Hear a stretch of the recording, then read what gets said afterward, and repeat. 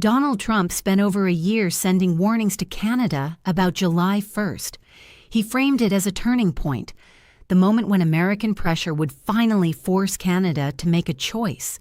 The message was repeated so relentlessly that most people accepted it without question. July 1st was coming. The countdown had begun, and according to Washington's narrative, Canada was running out of road. But there was one fundamental problem with that story. The deadline was never real. The trade agreement at the heart of this dispute, CUSMA, does not expire on July 1st. Legally, it cannot expire on that date. The agreement's own structure prevents it. The protections stay in place. The framework stays intact. The rules keep applying. And here's the part that makes this story genuinely remarkable. The very clause that protects Canada from collapse was not written by Canada. It was written by Donald Trump's own negotiating team. The same provision Washington spent years presenting as a source of leverage is now the very clause preventing Washington from following through on its own threats. Canada understood this. Mark Carney understood this. And once you see it clearly, much of Canada's strategy over the past 18 months suddenly starts making sense. While the headlines were dominated by tariffs, warnings, and political drama, something very different was happening behind the scenes. Canada wasn't preparing for a collapse. It was preparing for a negotiation that looked nothing like the one being described in public. Rather than treating July 1st as the edge of a cliff, Ottawa treated it as a checkpoint. Instead of bracing for disaster, Canada quietly positioned itself for continuity. Now, as that review date draws near, the gap between political messaging and legal reality is becoming impossible to ignore. The question is no longer whether July 1st changes everything. The real question is whether it changes anything at all. And the answer to that question may explain exactly why Mark Carney has remained so calm while Washington keeps raising the temperature. Because in negotiations, the biggest advantage doesn't always come from money, tariffs, or political pressure. Sometimes the strongest position comes from simply understanding the rules better than the person threatening to use them. So let's break down exactly what happened. For months, the public debate around CUSMA rested on a single assumption, that July 1st was a hard deadline, a date that could reshape North American trade overnight, a date that gave Washington enormous leverage and put Canada on the defensive.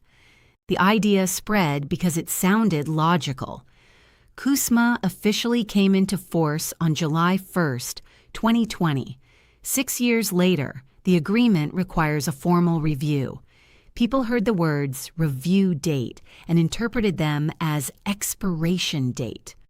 Politicians reinforced the confusion. Commentators repeated it. Headlines simplified it further. And gradually, a review process was transformed into what looked like a ticking clock. But the actual agreement tells a completely different story. Its legal design is built around continuity, not collapse. And that difference is everything. When one side believes time is running out, negotiations become urgent. Concessions become easier to extract. Pressure becomes more effective. Deadlines create anxiety, and anxiety creates leverage. But what happens when the deadline isn't real? What happens when the clock everyone is watching doesn't actually determine whether the agreement survives? The psychology shifts entirely. The urgency changes, and the leverage changes with it. That appears to be precisely what happened here. While Washington kept emphasizing July 1st as a moment of maximum pressure, Canada behaved as though that pressure could be absorbed and managed. Instead of rushing toward a deal at any cost, Canadian officials focused on building alternatives. Trade diversification accelerated. Strategic partnerships expanded. Talks with Europe gained momentum. Defense cooperation deepened. Supply chain resilience became a central theme across multiple government initiatives. At the time, many observers read these moves as preparation for a worst-case scenario. But what if the reality was different? What if Canadian planners already knew the review process would provide years of additional negotiating space? What if they understood the agreement would keep functioning even without an immediate deal? That possibility reframes the entire story. It suggests Canada was never negotiating from a position of weakness. It means Mark Carney may have entered this confrontation with a level of confidence the public never fully saw. And it means Canada's strongest advantages were never announced in press conferences. They were written directly into the agreement itself. Now the story gets even more interesting. The protection Canada has been quietly relying on was never designed to benefit Canada. It was designed to serve American interests. To understand how that happened, we need to go back to the negotiations that produced CUSMA in the first place. When Donald Trump entered his first term, replacing NAFTA was one of his central priorities. He argued repeatedly that the old agreement disadvantaged American workers and weakened Washington's bargaining power. His administration wanted something new, a framework that would keep Canada and Mexico from ever getting too comfortable. The concern was straightforward. Once trade agreements become permanent, leverage fades, businesses adapt, supply chains become deeply integrated, political pressure loses its edge. The agreement eventually blends into the background of normal economic life. The Trump administration wanted to prevent that from happening. They wanted leverage that could be renewed. They wanted future negotiations built into the architecture of the deal itself. That's where the Sunset Clause entered the picture. Rather than creating an open-ended agreement, the United States pushed for a structure requiring regular reviews. The logic seemed powerful. Each review would create a fresh opportunity to demand changes. Each review would bring Canada and Mexico back to the table. Each review would reinforce that continued access to the North American market depended on ongoing cooperation. From Washington's perspective, it was a strategic masterstroke. The compromise became Article 34.7. And here is the critical detail most people missed.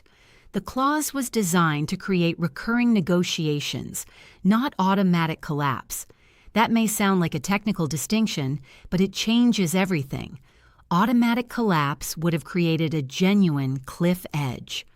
A recurring review process creates something entirely different, an ongoing cycle, a continuing framework that stays active while negotiations proceed.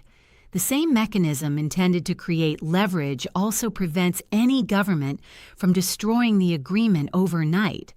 That balance was deliberate. Trade agreements involving hundreds of billions of dollars are not designed to vanish suddenly. North American supply chains are too deeply interconnected for that to be possible. Automobiles cross borders multiple times before they're finished. Energy systems are linked. Agricultural markets depend on stable rules. Aerospace industries rely on components moving seamlessly between countries. The economic network is simply too integrated to survive a sudden legal collapse. And the negotiators knew it. The lawyers knew it. And Canada's government appears to have built its entire strategy around that reality. Consider the difference between negotiating under the threat of immediate collapse versus negotiating with the expectation that reviews will continue for years. In the first situation, panic is possible. In the second, patience becomes an option. And patience is exactly what Canada displayed. For months, Washington's messaging emphasized urgency. Deadlines were highlighted, consequences were stressed, public pressure intensified. Yet Canada's response remained consistently measured. Mark Carney never acted like a leader staring down an unavoidable economic cliff. He acted like someone managing a lengthy process. That difference matters enormously. When governments genuinely fear imminent disruption, they move quickly. They chase certainty. They prioritize short-term stability above everything else. Canada chose a different path.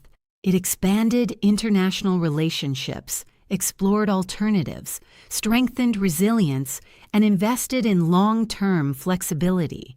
Its behavior reflected a country preparing for a prolonged negotiation, not an immediate crisis. That doesn't mean the risks weren't real. Tariffs are real. Political tensions are real. Trade disputes are real. But the specific threat surrounding July 1st looks very different when examined through the actual structure of the agreement. And that structure may be exactly why Carney's government has consistently projected calm, even as the political pressure around them kept rising. Over the past 18 months, most observers focused on what Canada was saying publicly. Far fewer paid attention to what Canada was quietly building in the background. Those preparations reveal more about Ottawa's expectations than any official statement ever could. Look at the pattern. Trade diversification efforts accelerated. Economic ties beyond North America received growing attention. Partnerships with Europe expanded. Defense cooperation deepened. Strategic investment talks multiplied. Critical minerals moved to the center of economic planning. Energy security became a recurring priority. Engagement across the Indo-Pacific intensified. Each development was covered separately at the time. Rarely were they viewed as parts of a larger picture, but examined together, a coherent strategy begins to emerge. Canada was creating options, not because it expected CUSMA to collapse, but because it expected uncertainty to continue. And uncertainty is a very different challenge from collapse. Collapse demands emergency action. Uncertainty requires strategic flexibility. One is reactive, the other is proactive. Canada's behavior has consistently reflected the second approach. This brings us directly to Mark Carney. Throughout his career, in finance, in central banking, and now in government, Carney has consistently prioritized preparation over reaction. The goal, as he has framed it repeatedly, is not to predict every possible outcome. The goal is to remain resilient across many possible outcomes. That philosophy is visible throughout Canada's current trade strategy. If renewal comes, Canada benefits. If annual reviews continue, Canada adapts. If negotiations become more difficult, alternatives already exist. If uncertainty persists, Canada is positioned to manage it. Every scenario leads back to the same thing: preparation. Every scenario points toward flexibility. Every scenario reflects a deliberate effort to reduce dependence on any single outcome. And that may be the deepest lesson hidden within Article 34.7. The clause does not eliminate uncertainty. It changes its nature. Instead of asking whether the agreement survives July 1st, the more meaningful question becomes how the next phase of negotiations unfolds. Once that becomes clear, Washington's leverage looks very different from how it appeared a year ago, because leverage depends on credible threats, and the threat that dominated public discussion may not be the one that truly matters. The real contest may not be about whether CUSMA survives. The real contest may be about who controls the narrative once people realize the agreement was never actually at risk of disappearing on July 1st. That realization is beginning to spread. And once it became obvious that July 1st was not a cliff edge, a natural question followed. If the agreement was never going to disappear, why was so much effort spent convincing people that it might? That question takes us into the psychology of negotiations. Every major negotiation is fought simultaneously on two fronts. The first unfolds behind closed doors, across conference tables, inside briefing rooms, between government officials. The second plays out in public, through headlines, speeches, interviews, and carefully chosen language. Sometimes the public battle becomes just as important as the private one, because perception shapes behavior. If businesses believe a trade deal is nearing collapse, investment decisions change. If markets believe uncertainty is growing, expectations shift. If political leaders believe pressure is mounting, they become more willing to compromise. The perception of risk can produce real consequences long before any actual risk materializes. For more than a year, Washington's narrative centered on urgency. The clock was running. A deadline was approaching. Decisions had to be made. Consequences were coming. The message was repeated often enough to shape the broader conversation. But Canada never fully embraced that framing. Look at what actually happened. There was no rush toward a dramatic concession. There was no visible panic. There was no attempt to secure a quick political win at any price. Instead, Canada consistently focused on long-term positioning, resilience, diversification, strategic industries, new partnerships, reduced vulnerabilities. Those are not the priorities of a government expecting imminent collapse. Those are the priorities of a government preparing for a long contest. Trump's approach to negotiations has long relied on deadlines. Set a date. Raise expectations. Force decisions. Build momentum. Create urgency. It's a formula that has appeared repeatedly throughout his business and political career. But that formula depends on one essential condition. The deadline has to be believable. If the other side concludes the deadline can move, the pressure weakens. If the consequences seem distant, the urgency fades. And if the other side understands that the process continues regardless of the date, the entire dynamic transforms. That is apparently what happened here. Carney's government acted like a government that understood the process would continue. Not without friction, not without difficulty, but continuously. That understanding creates options, and options create leverage. The story is not simply that Canada found protection inside the agreement. The story is that Canada used that protection to buy time, and time is one of the most valuable assets in any negotiation. Time allows preparation, time allows alternatives to emerge, time allows adaptation, time allows a government to strengthen positions that would otherwise remain vulnerable. Over the last 18 months, Canada appears to have used that time aggressively. Critical mineral partnerships expanded, defense cooperation deepened, energy discussions intensified, infrastructure planning accelerated. Trade relationships beyond North America received sustained investment. Together, they pointed toward a single objective: reducing vulnerability. The less dependent Canada becomes on any single outcome, the stronger its position becomes at every negotiating table. Dependence weakens leverage. Options strengthen leverage. And Canada appears determined to keep expanding its options. One more development is worth noting.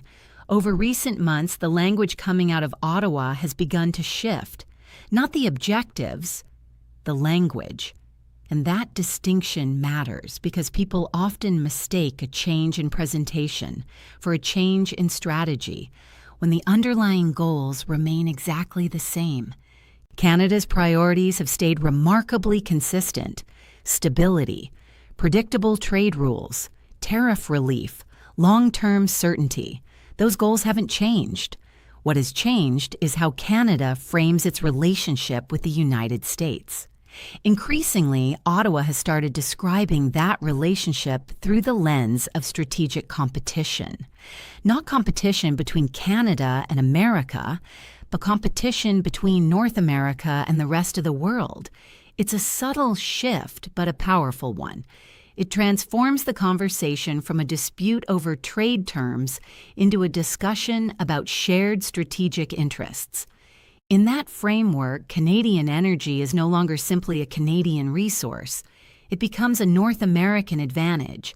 Canadian critical minerals are no longer just exports. They become strategic assets. Canadian manufacturing capacity is no longer merely economic activity. It becomes part of a continental supply chain strategy. The argument expands beyond tariffs, beyond trade deficits, beyond individual negotiations, and it speaks directly to the concerns increasingly dominating policy discussions in Washington. Concerns about China, supply chain security, economic resilience, and strategic independence. Canada appears to recognize that reality, and its messaging is being shaped accordingly. Which brings us back one final time to Article 34.7. The clause did more than keep the agreement alive. It created room to maneuver, space to adapt, space to reposition, space for a different strategy to emerge. Without that space, Canada's options would have been far more limited. With it, Canada gained something invaluable: time. While much of the world was focused on counting down to July 1st, Canada was preparing for what comes after. Those are two very different ways of looking at the same date. One sees a deadline, the other sees the beginning of a new phase. And as the review date arrives, it is becoming increasingly clear which side understood that distinction first.